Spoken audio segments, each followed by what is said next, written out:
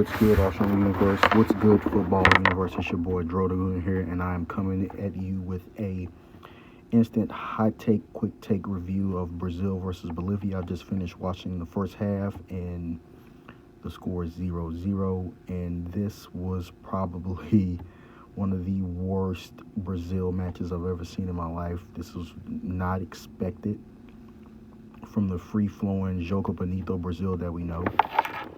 A credit to that could be two things. One thing is that they're playing against Bolivia, who is a really compact team. Bolivia doesn't have as many stars as Brazil has. As a matter of fact, they have one player that I've only heard of, and that's the left midfielder for Puebla, Chumancero. But in this game, he's playing, I believe he's playing left back. He's playing so deep that he's playing left back. It looks like Bolivia is lined up in a 5-4-1. That's how defensive they're playing. I've watched the first half. I believe Bolivia's only had 2 shots on goal. But that's expected when you play against Bolivia. They're one of the quote-unquote prototypical South American teams. They're going to get in, dig in their heels, and basically brace themselves for impact. And you would expect, I would expect Brazil to be more impressive. I would expect Brazil to have more goals, especially with Copa America being played in Brazil. Brazil seem to be lined up. I believe that they're supposed to be lined up in a 4-2-3-1 with Dani Alves, Marquinhos, and Thiago Silva and Felipe Luis in the back, with Fernandinho and Casemiro as the two holding midfielders, Coutinho as the cam, Richarlison on the right wing, David Nadish on the left wing, with Firmino playing up top. But they are so unorganized that at times it appeared to be a 4-3-3. At times they were literally playing with 2 at the back. That's how compact Bolivia was playing. And again, what's surprising is even though Brazil had a couple of 1-2 touch plays on the wing play, linking up David Nadish and Felipe Coutinho, they're still unable to break Bolivia down. There were long shots outside of the box from Casemiro that just completely went over the goal. There was a long shot from Fernandinho that went completely wide right.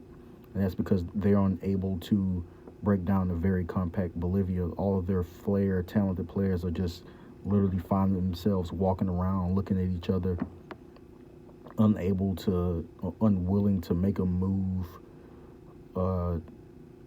towards creating any scoring chance. That's just causing your 2 center defensive midfielders to take shots from outside the box.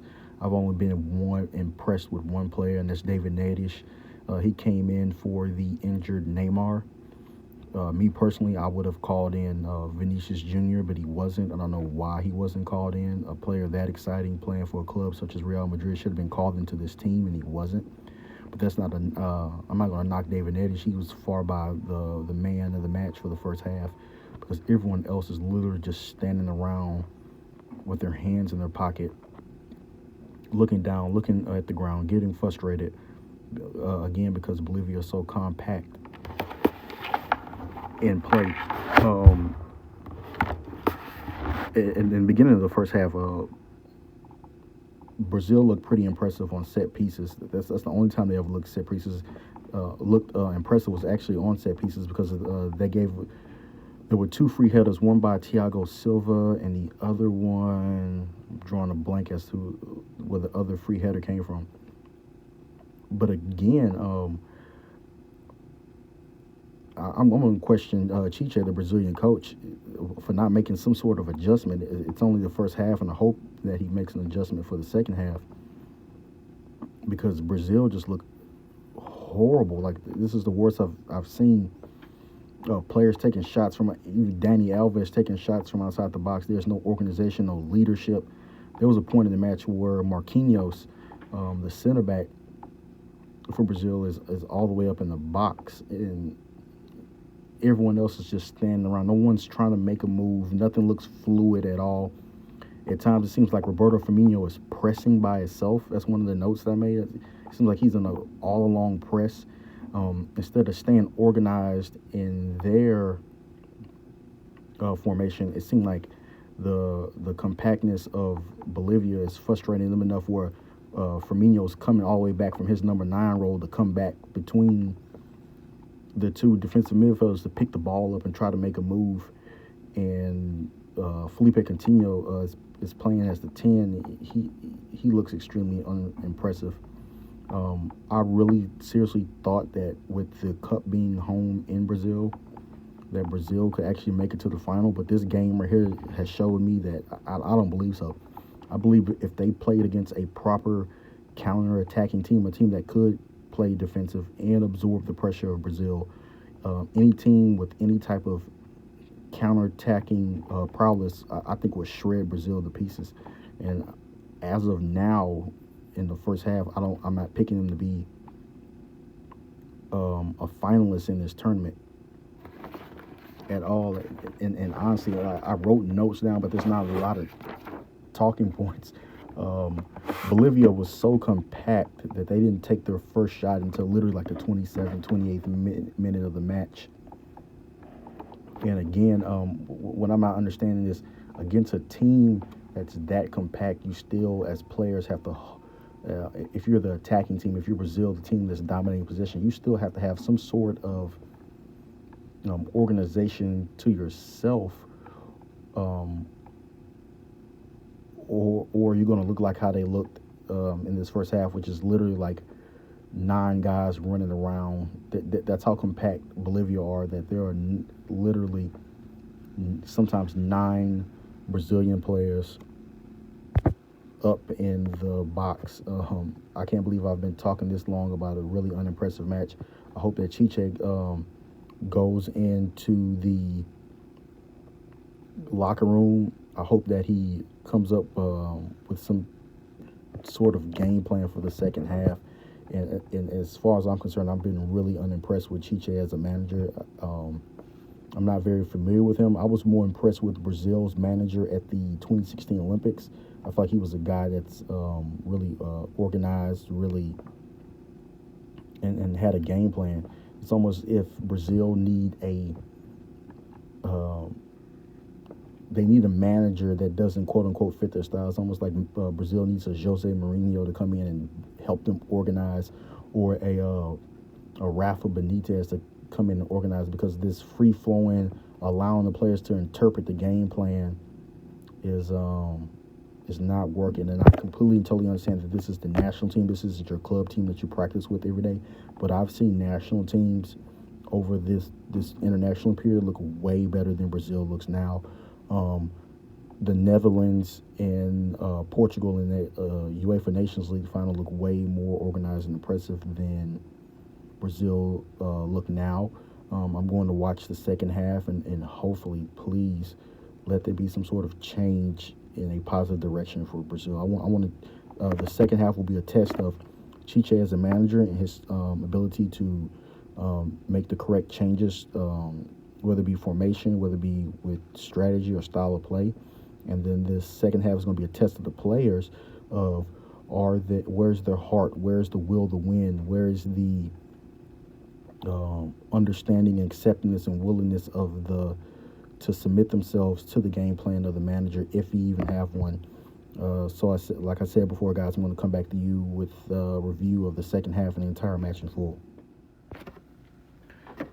What's good, Arsenal Universe? What's good, footballing universe? It's your boy, Dro the Gooner, and I'm back with my second half review of the Copa America 2019 opening match between Brazil and Bolivia. And there was a little bit more action in the second half. The game finished 3-0. It wasn't a pretty game. It wasn't a pretty goal. Well, actually, there was one good goal. But we have a second half brace by Coutinho. One is a penalty in the 50th minute. And then literally like 51st minute, there's a goal headed in by Coutinho to complete its brace. The big tactical decision made by Chiche at the half was to move the front attacking trio around. Richarlison and Roberto Firmino switched. Roberto Firmino went to the right wing. Richarlison went to the number 9 position, and I think that really opened up some scoring opportunities and allowed more creative and more fluid play, especially in that first 10 minutes of the first half from Brazil. They appeared to be a little bit more organized at the back, a little bit more composed in their decision making and their passes. And again, they look entirely better. So I credit Chiche with that tactical decision to move guys around.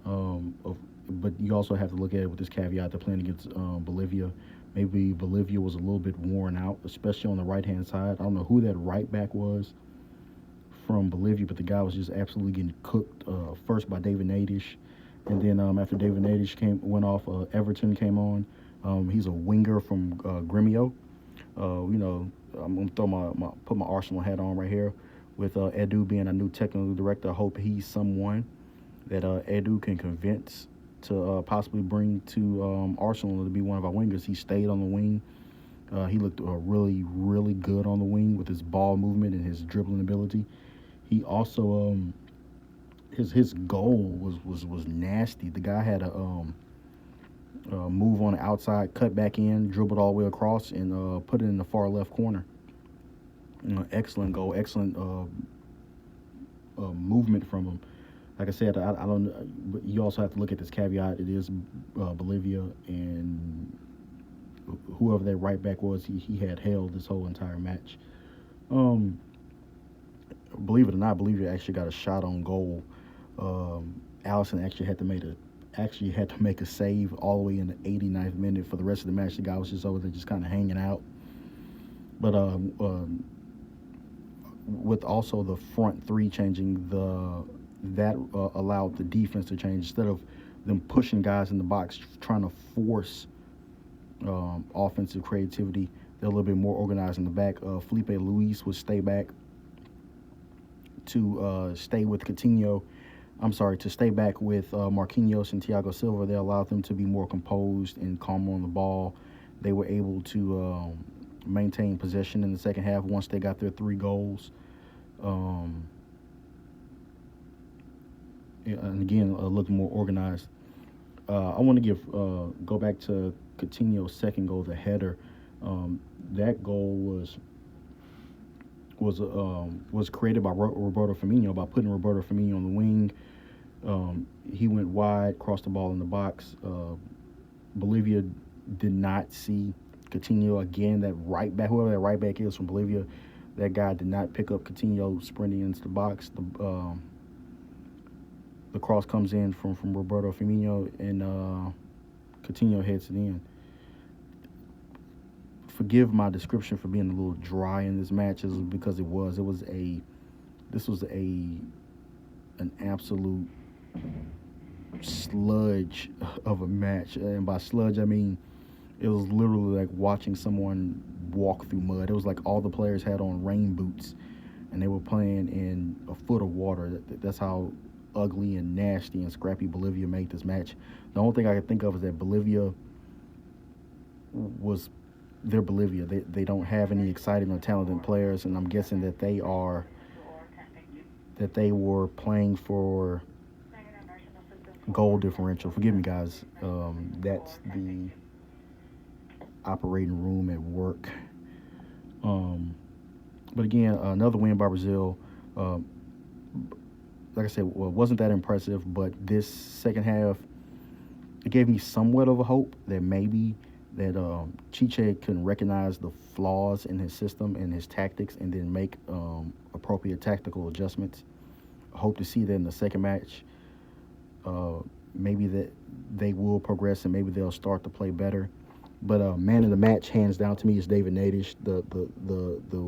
His width and his creativity and his speed and his ability on the ball created so many chances and created so many confusions. Like I said, I think he just wore that Bolivian right back down so much that even when Everton came in for him, that guy was cooked. He was done already. And Bolivia just looked to be happy that the match was over. Like like the bombardment has stopped. Do I think Brazil could win? Does this give me a sign that Brazil could win the Copa America? I'll be honest with you, I really don't think so. Could they make it to the final? Possibly. It all depends on who they come up against in the second knockout round. I expect them to top this group because none of the other nations are that impressive. They're in the group with Venezuela and Peru. I don't know if you guys remember Peru from the World Cup, but maybe Peru can hit them on a counter. Maybe Venezuela can hit them on a counter. Venezuela has a lot of really good attacking players. Joseph Martinez, last year's MVP and Golden Boot winner from MLS. Maybe those guys can be better organized and attack on the counter. They also have Solomon Rondon. They looked pretty good and pretty impressive, even though they played against the United States in their pre-Copa America match. But can Brazil win it? I'm not entirely sure. Like I said, I believe they run into an organized team that can properly counterattack, i.e. a Uruguay or an Argentina or a Colombia. I believe teams like that will give them trouble. But one main concerning thing for this match for me is that Brazil has this tendency to play down to the competition. I've seen them in friendlies. I've seen them play against lesser nations, and if they play against lesser nations and lesser national teams, and those teams are as compact as Bolivia is, they seem to have a difficult time breaking teams down. And I wonder, will that change if they play against higher competition? Will they be more disciplined in their formation? Will they be more disciplined in their tactics? And will that competition cause them to arise to the occasion? Like I said, match finished 3-0, braced by Coutinho, and an awesome goal by Everton. Man of the match is David Nadish, a winger at Ajax. You saw this guy at Ajax. You saw him in the Champions League. I would love someone like Arsenal. I would love for Arsenal to get someone like him, but I don't believe Ajax is going to let him go. I think he's going to be someone that they continue to build on and possibly sell next year for 100+ million euros. Thank you guys for listening. Thank you guys for watching. Please hit the like button. Please hit the subscribe button, and continue to check out future match review videos.